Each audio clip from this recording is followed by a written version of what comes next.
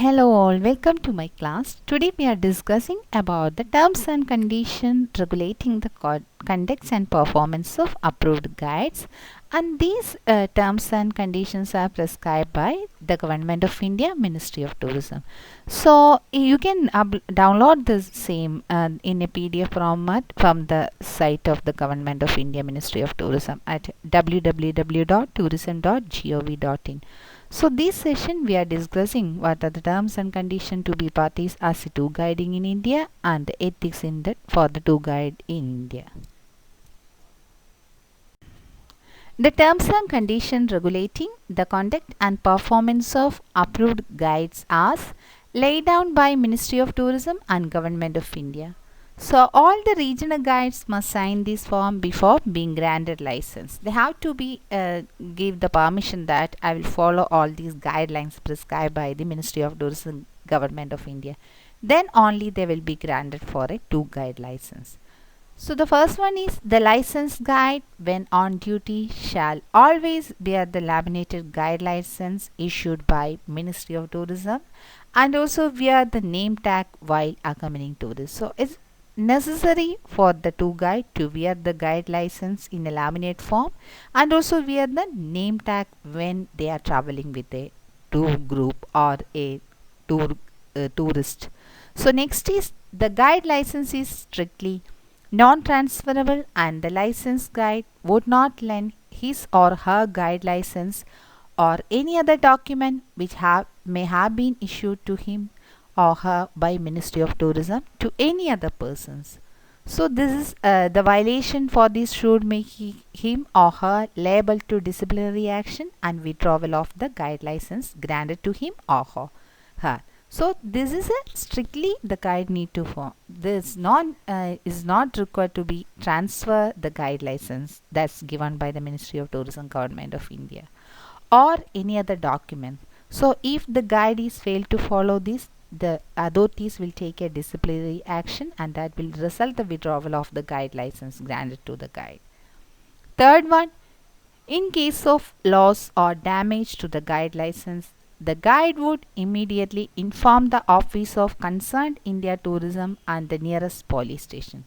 If in any case, if you lost or damaged your license, it is very important for you to inform the nearest concerned India Tourism office or to the nearest police station. So the guide would have to apply a fresh for the duplicate guide license on the basis of first information report and statement that the guide license has been lost. The guide will be responsible for safe custody of the guide license. So if you lost in any touring or in between, is your duty to immediately report to the nearest police station or to the Government of India Tourism Office. So there you have to file and you will get a duplicate license on the basis of FIR and the statement that you lost your guide license. And also it's your responsibility to the safe custody of guide license. So a nominal fee to be determined by the concerned regional director in consult with the Ministry of Tourism from time to time would be charged for issuance of a duplicate guide license. The fourth one, the guide would not solicit tips from tourists. If you received any tips from tourists, you can accept this, but never be solicit this from the tourist. Fifth one, the licensed guide would dress in a presentable manner to uphold the dignity and honor of the profession to which he or she belongs and of the country. So you have to dress in a presentable and in a good manner that will show the dignity of the country and the dignity of the profession you are holding. Sixth one, the guides would charge the guide fees fixed from time to time by Tourist Guides Federation of India in consultation with Indian Association of Tour Operators, that's IATO, or Travel Agents Association of India representatives. In each year, normally the guides are changing their fees. In that you will get the updation from the concerned department. So you can do the fees or change the fees only after consulting with Indian Association of Tour Operator or Thai representatives. 7 point, the guide would not canvass business of any kind on behalf of the business houses like travel agents, hotelier, paying guest houses, shopkeepers or transport operators, etc. Nor he or she would accept monetary commission from them or indulge in any other unethical practices. So you don't have any provision to canvass the business on any kind of business houses, and you don't have permission to accept monetary commission from any them or included in any unethical practices. 8 point, the guide would not enter into any other business arrangements with any of the establishments, either by way of partnership or on commission basis. The 9 point, the regional level guides should not be regularly or permanently employed in travel and tourism industry. If you are working as a tourism guide, then is not required. This is a offense if you are working as regularly or permanently in travel and hospitality industry. Next point is that guides want to be canvassing for shopping establishments like shops selling handicrafts, etc. would be liable for cancellation of their license. If you try to get any commission from establishments like shops, normally you are visiting with your guest, and any canvassing, that will be a reason for the cancellation of your guide license. 11 point, the guide would take tourists only for sightseeing to the monuments and public buildings, which are a part of the sightseeing tour included in the itinerary of the tourist. So these itinerary will be either given by the tour operator or travel agent or the guest directly. So you have the permission to take only as per the itinerary.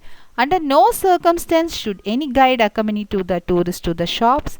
In case any guide is to be found to have a contravened this provision, his or license is liable to be cancelled or revoked. So you can do only as per the itinerary. Otherwise, is also the problem you will face. The next point is that the guide would not refuse without valid reasons any assignments given to him or her by the officers of the central or state government or other agencies such as travel agents, tour operator, hotelier, etc. So if you received any assignment, you can cancel this or refuse this only with a valid reasons.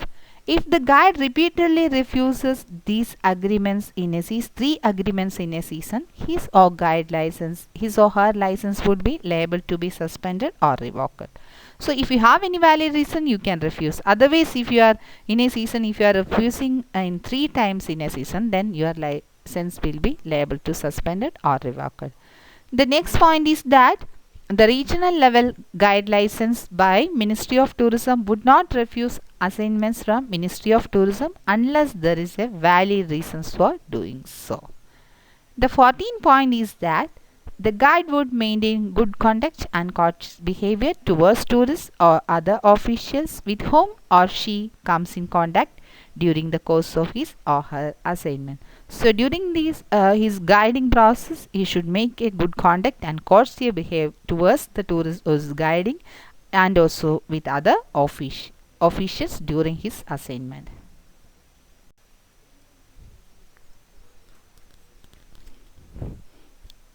Another point is that the guide would be liable to following penalties in case of late arrivals for assignments.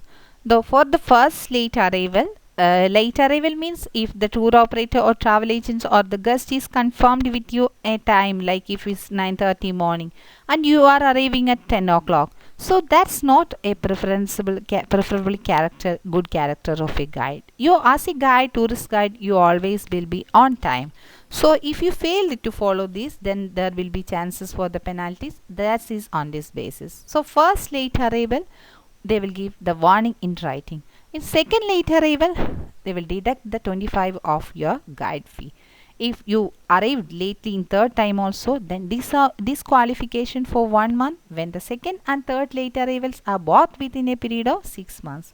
So total absence means disqualification for a period of 3 months. If you are arrived third time also in late, then disqualification is only for 1 month. But when second and third arrivals are late, both in a period of 6 times, and if you are totally absent, then you will be disqualified for a period of 3 months.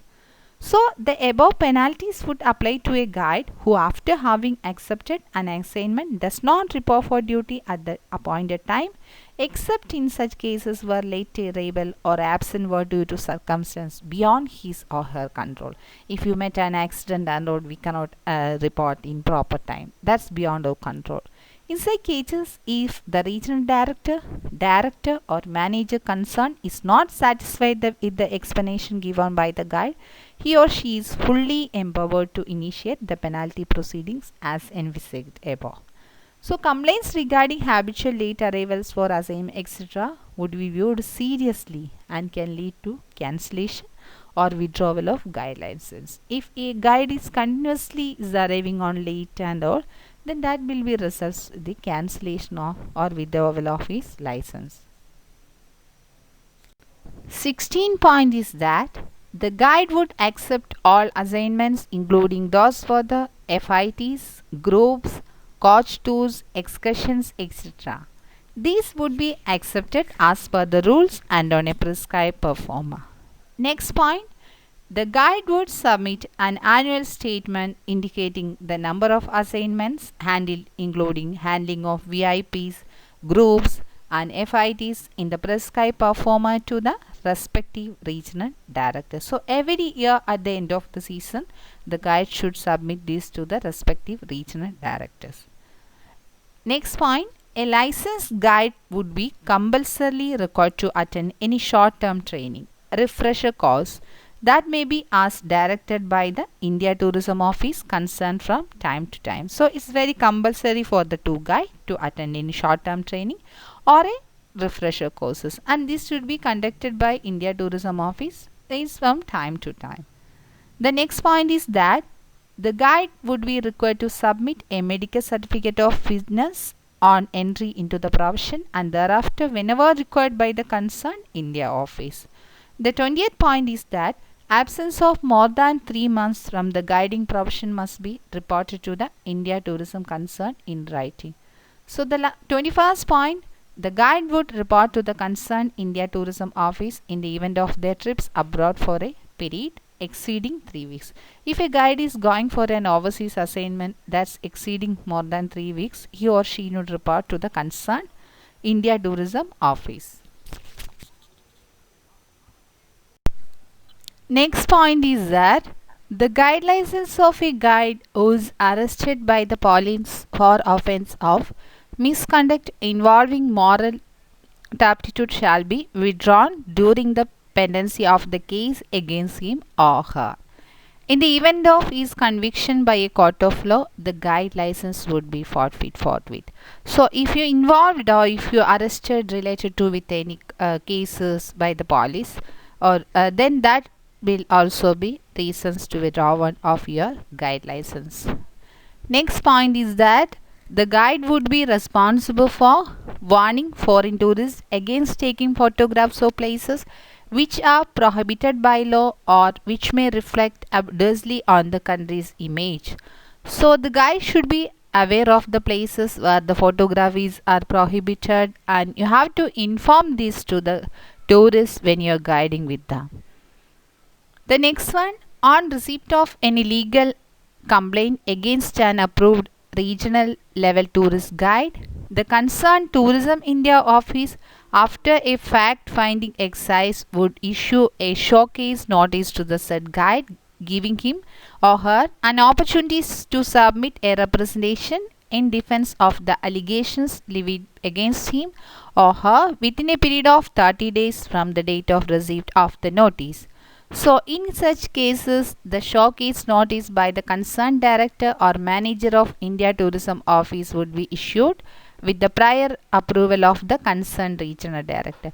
So, if any complaints received against the regional level tourist guide, they have a practice is that they will send a showcase notice the concerned regional director or manager of India Tourism Office after getting the prior approval from the concerned regional director to give a explanation from the guide that's to charge against, and that should be a period of 30 days from the date of receipt of the notice.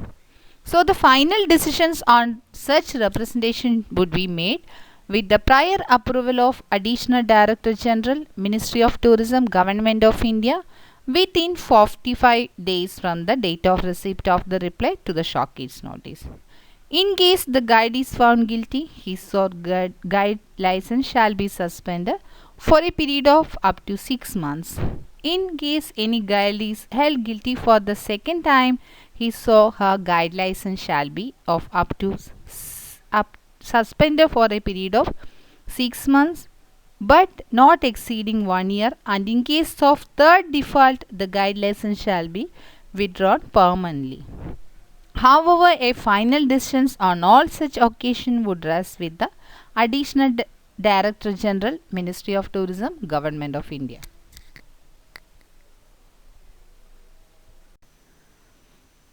The fourth one, the guide would not solicit tips from tourists. If you received any tips from tourists, you can accept this, but never be solicit this from the tourist. Fifth one, the licensed guide would dress in a presentable manner to uphold the dignity and honor of the profession to which he or she belongs and of the country. So you have to dress in a presentable and in a good manner that will show the dignity of the country and the dignity of the profession you are holding. Sixth one, the guides would charge the guide fees fixed from time to time by Tourist Guides Federation of India in consultation with Indian Association of Tour Operators, that's IATO, or Travel Agents Association of India representatives. In each year, normally the guides are changing their fees. In that you will get the updation from the concerned department. So you can do the fees or change the fees only after consulting with Indian Association of Tour Operator or Thai representatives. 7 point, the guide would not canvass business of any kind on behalf of the business houses like travel agents, hotelier, paying guest houses, shopkeepers or transport operators, etc. Nor he or she would accept monetary commission from them or indulge in any other unethical practices. So you don't have any provision to canvass the business on any kind of business houses, and you don't have permission to accept monetary commission from any them or included in any unethical practices. 8 point, the guide would not enter into any other business arrangements with any of the establishments either by way of partnership or on commission basis. The 9th point, the regional level guides should not be regularly or permanently employed in travel and tourism industry. If you are working as a tourism guide, then is not required. This is a offense if you are working as regularly or permanently in travel and hospitality industry.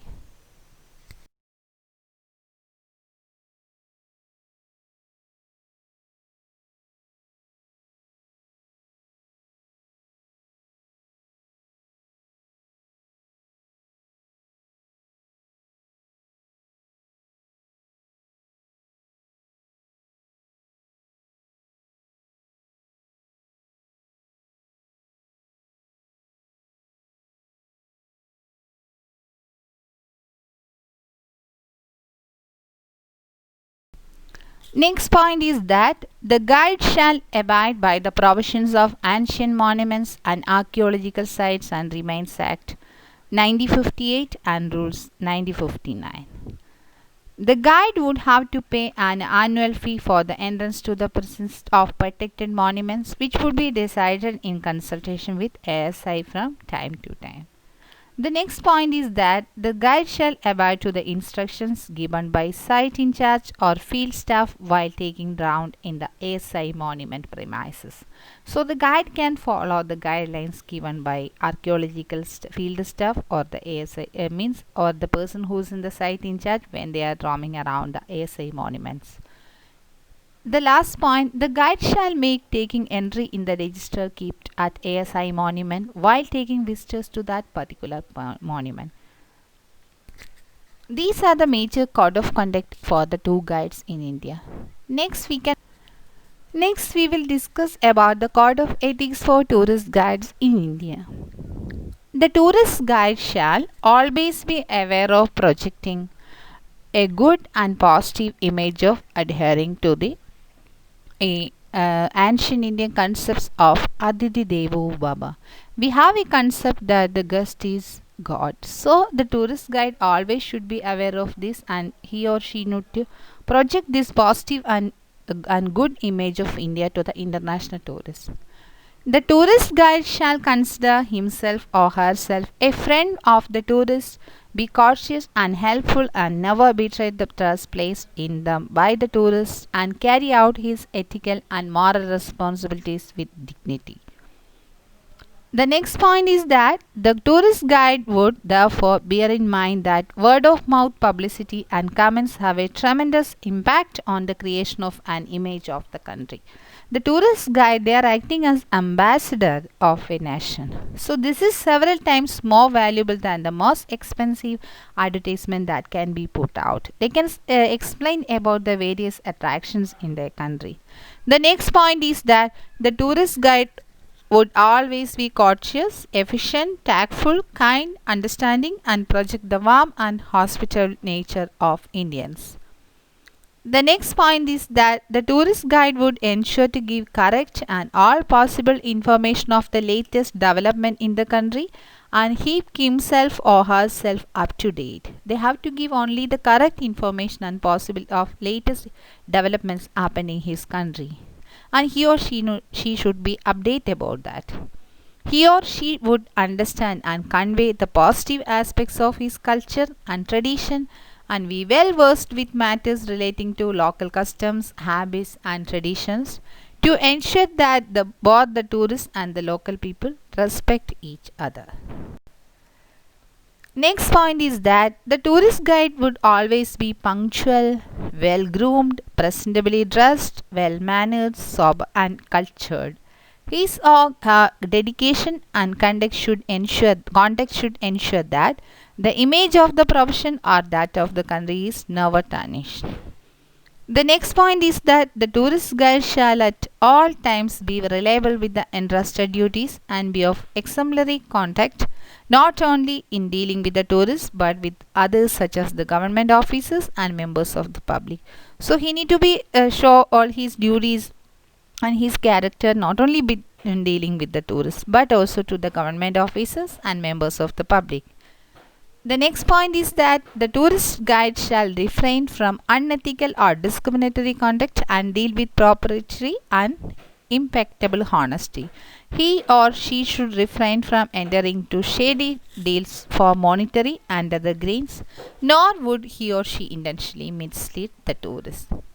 The next point is that the tourist guide shall refrain himself or herself from all possible arguments and remember that the customer is always the right. The next point is that the tourist guide shall uphold his or her status and reputation with a view to form in closer cooperation, understanding, and collaboration with his or her counterparts throughout the India. The tourist guide would respect and safeguard the heritage, monuments, and ecology of India. These are the major code of ethics a tourist guide have to follow. So thank you for listening me. If you have any doubts, you can message me. Thank you.